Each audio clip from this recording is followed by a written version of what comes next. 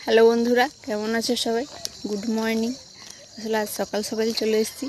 আসলে সকাল সকাল আসার একটা কারণ হলো একটু ভাবলাম যে আজ একটু মর্নিং ওয়াক করি, কারণ সকালে আমার উপর দিয়ে একেবারে সুনামি চলে যায়। যেহেতু একটু এখন শীতকাল, তো হচ্ছে সবারই কম বেশি একটু উঠতে সমস্যা হয় সকাল সকাল।